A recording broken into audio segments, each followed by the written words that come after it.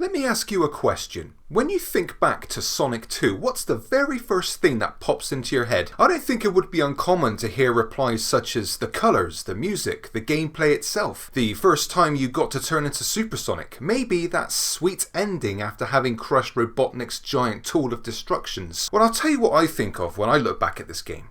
This fucking level.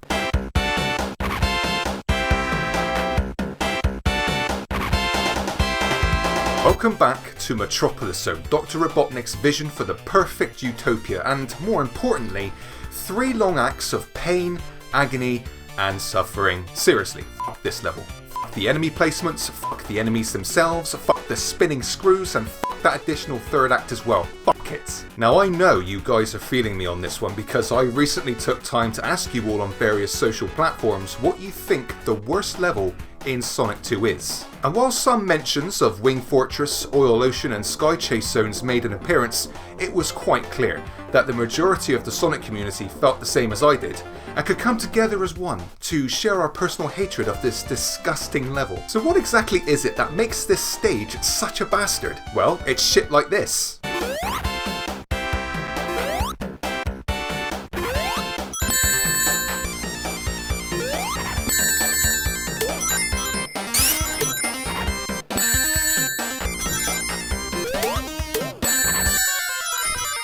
Metropolis Zone just seems to take a lot out of you. For a start, getting through each act can take way more time than in previous levels. You've got multiple screws to slowly wind your way up or down on, usually with these sons of bitches ready to pop in an attempt to push you off and start all over again.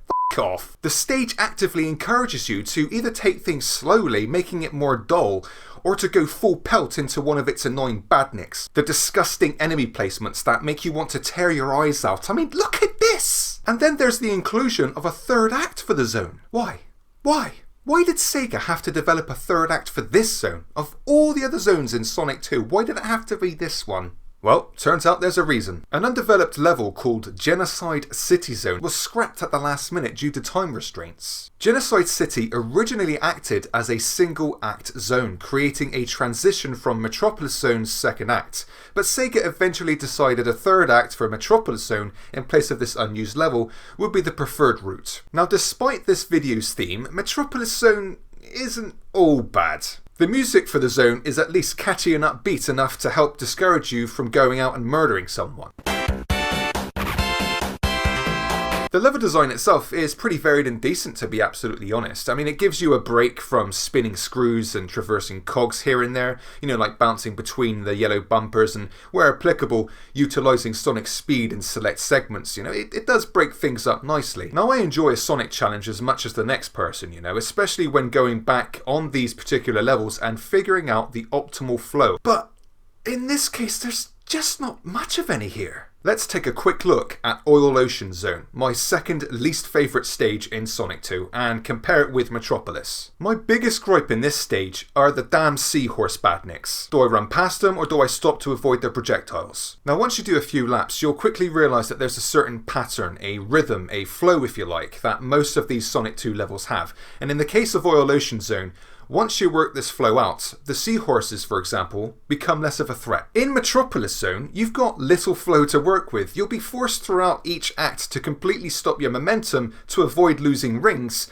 and so it just doesn't feel nearly as fun as the previous levels. Now, one could argue that this is just the developers getting across to the player that, in order for them to realistically defeat the last boss in the game, you'll have to put all your Sonic skills to the test. It's not uncommon for games to step up the difficulty near the latter of the game. Yeah, it's tense when spinning up a screw with Asterons either side of you, and it feels good dodging the enemy's attacks at the very last second. But the BS in this zone just doesn't make it very fun. I tend to make this the level I grabbed the last emerald on, since going through on each act as Super Sonic takes a huge chunk of frustration away and ends up being far more enjoyable for it. Running into every badnik and null and voiding every Asteron spike attack gives me a huge sense of empowerment. You like that, do you, bitch? Not so tough now, are ya? Have some of this. But even here, the developers have a backup plan. Oh, you want to be Super Sonic, do ya? We'll just put the 2 tallest screws in the game right before the third act's boss fight, thereby soaking up all that Super Sonic time. Dirty SEGA.